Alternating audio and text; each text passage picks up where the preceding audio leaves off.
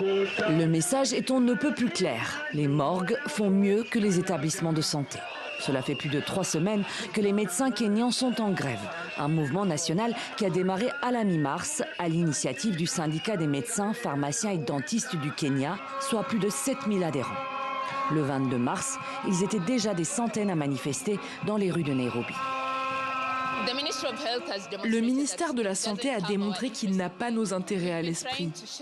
On essaye de montrer que le secteur de la santé connaît de nombreux problèmes, que les hôpitaux manquent de personnel, que les internes sont sous-payés, qu'ils sont surchargés de travail, et on tente d'attirer l'attention du ministère de la Santé depuis très longtemps. Mais il ne nous écoute pas. Résultat, le mouvement s'est durci. Les hôpitaux sont vides, plus de médecins, plus d'internes.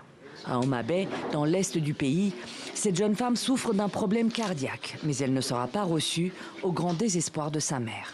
Les 2 femmes sont renvoyées vers un autre hôpital, faute de docteurs disponibles. Même désarroi dans les quartiers populaires de Mathare à Nairobi. Pour Jane Akot et pour sa fille Béatrice Akini, qui souffre d'un cancer. On devait voir un médecin aujourd'hui, parce qu'elle ne peut avaler aucun aliment. Il était censé lui faire une intervention pour qu'elle puisse manger. Mais on a été renvoyés et on nous a demandé de revenir demain, à midi, car il n'y avait pas de médecin disponible. On réessayera demain pour voir si on peut trouver un docteur. Pour recevoir des soins, la plupart s'en remettent aux auxiliaires de santé, qui n'ont ni les compétences, ni les médicaments, ni les équipements pour leur venir en aide. On ne peut rien faire d'autre.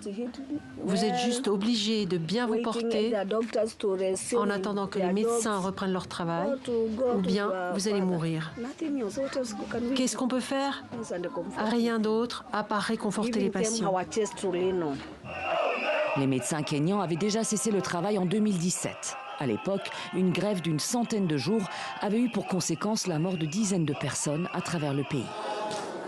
Ce qu'ils réclament aujourd'hui, c'est justement que le gouvernement honore ses engagements de l'époque, dont le paiement de leurs arriérés de salaire. Ils demandent aussi l'octroi d'une assurance maladie à l'ensemble des médecins et à leurs proches, ainsi que l'embauche de 1200 internes dans les hôpitaux du pays. La dernière proposition du gouvernement a été rejetée mercredi. Pour l'heure, le mouvement se poursuit.